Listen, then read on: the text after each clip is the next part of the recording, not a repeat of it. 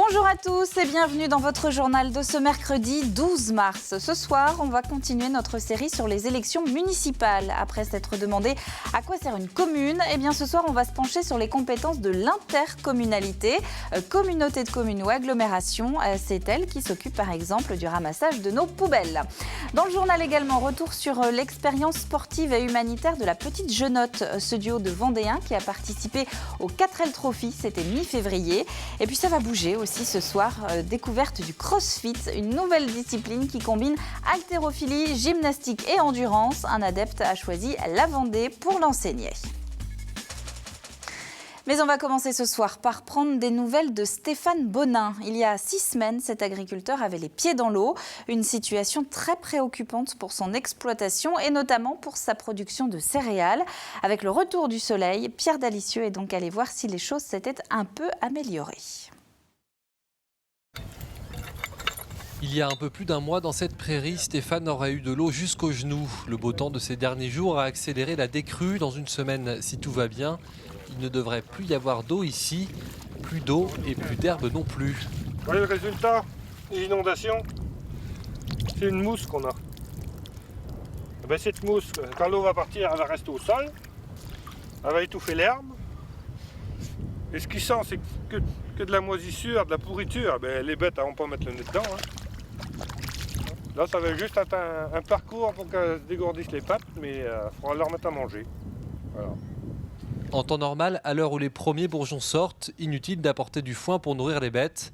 Cette année, cet agriculteur, comme beaucoup de ses collègues, va devoir mettre la main à la poche. C'est pas une surprise. Alors, une fois que l'eau est partie, on ne lève pas les mains au ciel pour dire « Oh mon Dieu », non, on le savait. On savait très bien que quand elle sera partie, la conséquence, on la savait. Bon, après, pour estimer des pertes... Une perte également du côté des champs. Ici, le blé fait grise mine. L'eau s'est en grande partie retirée, mais beaucoup trop tard pour que la plante résiste. Même si Stéphane est dépité, il garde néanmoins la tête haute. Ça va être une mauvaise année, on va essayer de s'asseoir dessus puis relever la tête l'année prochaine, quoi. Mais il ne faudrait pas que ça recommence l'année prochaine. Voilà. Alors ça, on n'en sait rien. Comme lui, de nombreux agriculteurs ont été touchés par les pluies incessantes de cet hiver. Stéphane estime avoir perdu cette année 25% de sa récolte. Justice à présent avec la mise en liquidation judiciaire, on l'a appris en fin de matinée, de Mia Électrique. Le fabricant de voitures électriques est installé sur le site de Liège à Cerizay dans les Deux-Sèvres. Il était en redressement depuis 1 mois malgré le soutien financier de la région Poitou-Charentes. 200 personnes travaillent sur place dont des Vendéens. Saint-Mémin n'est qu'à 5 km, Pouzauges 15. Des salariés priés de vider les lieux dès cet après-midi, ce dont a été témoin notre confrère de France Bleu Poitou, comme vous le voyez sur cette photo. À La Roche-sur-Yon et à Esnay, encore et toujours l'attente pour les Fagorbrandt. Une nouvelle audience est prévue demain devant le tribunal de commerce de Nanterre pour étudier les offres de reprise. Mais les administrateurs judiciaires voudraient demander un nouveau report de cet examen, 8 ou 15 jours supplémentaires pour qu'un des potentiels repreneurs finalise le rachat des marques de Fagorbrandt, marques sans lesquelles il ne compte pas reprendre le groupe, ce repreneur étant évidemment Cévital. Et puis, fin du feuilleton judiciaire des Villiers. La Cour de cassation rejette le pourvoi de Laurent de Villiers. À 29 ans, le jeune homme demandait à la plus haute juridiction française de revenir sur le non-lieu prononcé à l'encontre de son frère aîné, Guillaume, qu'il accuse de l'avoir violé quand il était enfant. La Cour de cassation a donc refusé, ce qui clôt le dossier. On entre bientôt dans la dernière semaine de campagne pour les candidats aux élections municipales. 8630 Vendéens qui sont donc normalement incollables sur les compétences des intercommunalités. Pour les autres, voilà une petite séance de rattrapage avec Karl Laboureux. L'union fait la force, c'est à partir de cet adage que se sont regroupées certaines communes dès les années 60-70. La communauté de communes du pays de Fontenay est la plus ancienne des 29 que compte aujourd'hui le département. Des établissements publics de coopération devenus un passage obligé pour chaque commune depuis cette année et qui s'impliquent dans différents domaines. 2 sont obligatoires, l'économie et l'aménagement du territoire, et d'autres sont en quelque sorte à la carte, c'est-à-dire au choix des communes membres. Ça peut être dans le domaine du sport, de la culture, une politique culturelle, des équipements, donc là, c'est au choix de chaque structure de gérer, de décider, par exemple, de gérer tous les équipements sportifs du territoire ou certains équipements qu'on estime plus d'intérêt communautaire. Et je prends l'exemple d'une piscine. Ça, c'est assez typique de voir des structures intercommunales, c'est le cas en Vendée aussi, qui portent cet équipement très lourd qu'une commune seule n'aurait pas la capacité de supporter. Les communautés ont en tout cas des domaines de compétences de plus en plus larges et la question de l'avenir des communes se pose. La coopération intercommunale pourrait-elle demain remplacer une municipalité ? Il y a une possibilité offerte par la loi qu'une communauté de communes qui aurait pris vraiment des compétences très importantes, finalement décide de s'orienter vers la création d'une commune nouvelle. Donc c'est une nouvelle commune qui regroupe l'ensemble des communes membres de cette communauté. Et ça pose des questions sur encore l'identité communale, mais ça peut être une formule qui convienne sur certains territoires. On n'en est pas encore là, mais l'idée fait son chemin. Le terme commune nouvelle a déjà été évoqué dans un conseil communautaire vendéen. L'idée serait ainsi de réduire le millefeuille administratif français. Dans l'Hexagone, on compte 36 000 communes, en Allemagne 12 000. Et puis avant de passer à la présentation des listes de Fontenay-le-Comte, si vous cherchez les candidats de votre commune, eh bien le ministère de l'Intérieur vient de mettre en ligne le détail de toutes les déclarations enregistrées en préfecture. Après avoir sélectionné le bon département, vous choisissez votre commune et là s'affichent toutes les listes ou les candidats officiels. Et puis si vous n'avez pas Internet, les professions de foi devraient comme d'habitude arriver dans les boîtes aux lettres avant le premier tour. Et puis comme chaque soir, nous poursuivons donc maintenant le tour des principales villes du département. Ce soir, nous sommes donc à Fontenay-le-Comte, ville de plus de 14 000 habitants. 3 listes se présentent devant les électeurs le 23 mars prochain. La première, par ordre alphabétique, c'est celle du maire sortant, le député PS Hugues Fourage. On l'écoute, il développe les principales priorités de sa campagne, parmi lesquelles l'économie. Je crois qu'il y a une mesure phare qui est la maison de l'économie, avec l'objectif de regrouper l'ensemble des services qui opèrent en matière économique. Une dimension touristique, parce que Fontenay-le-Comte est la plus belle ville de Vendée, donc il faut travailler sur la dimension touristique et patrimoniale. Ça a été fait, il faut l'accélérer. Une dimension, j'allais dire aussi, en matière d'habitat. On va lancer, j'espère prochainement, une opération programmée d'amélioration de l'habitat. Donc il y a à rénover le centre-ville, à donner aussi aux habitants les moyens de rénover leurs habitations, et puis de prendre en compte le fait qu'avec l'autoroute, eh bien, il va y avoir un apport de population supplémentaire, donc il faut anticiper. Autre liste se présentant à Fontenay-le-Comte, celle de Jean-Michel Lalère. Lui est le candidat de la droite et du centre, et il est conseiller municipal sortant. On écoute les grands axes de son projet.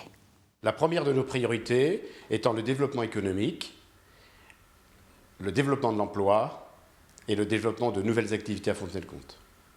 La seconde de nos priorités étant la sécurité des personnes et des biens. La troisième de nos priorités étant l'embellissement de la ville pour la rendre plus accueillante et plus attractive. Ensuite, la dernière priorité, c'est effectivement la santé, de manière à ce que les Fontenaisiens puissent avoir accès aux soins et aux grands spécialistes sans quitter leur ville. Enfin, troisième liste à Fontenay-le-Comte, celle du Front de gauche emmenée par Jocelyn Leclerc. Écoutez, il développe ses principales priorités. Notre priorité sera l'emploi, donc maintenir les emplois existants, qu'ils soient privés ou publics, et favoriser le retour à l'emploi, notamment industriel, dans le bassin de Fontenay-le-Comte. Notre deuxième priorité sera le maintien des services à la population, notamment au niveau du transport.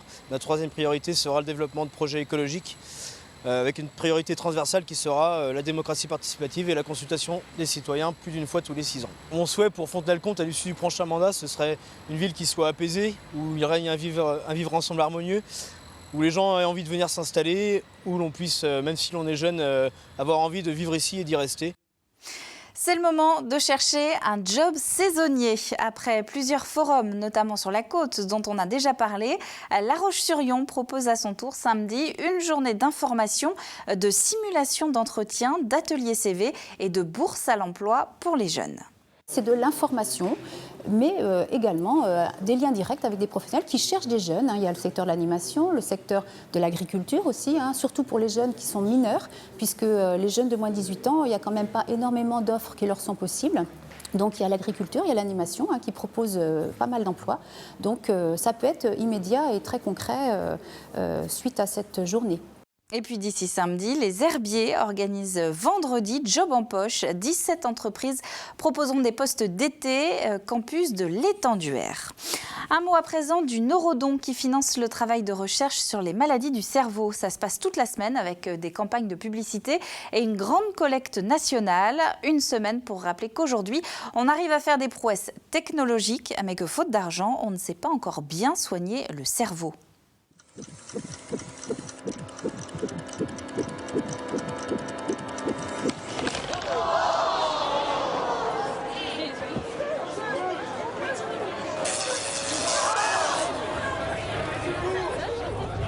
Aujourd'hui, on sait réparer le cerveau d'un ordinateur, mais pas celui d'un être humain. Faute de moyens. Soutenez la recherche sur le cerveau. Et donc le Neurodon, c'est donc jusqu'à la fin de la semaine. Il y a un mois, 1400 duos partaient à l'assaut du Maroc en 4L. Un raid à but humanitaire, le 4L Trophy, pour apporter du matériel scolaire aux enfants qui en ont besoin. Une poignée d'étudiants de Vendée a fait partie du voyage. Grégoire de Châtillon en a retrouvé quelques-uns pour faire le bilan. Regardez. C'est la première fois qu'ils se retrouvent depuis leur retour du 4L Trophy. L'objectif, partager et échanger les souvenirs de cette aventure sportive et solidaire.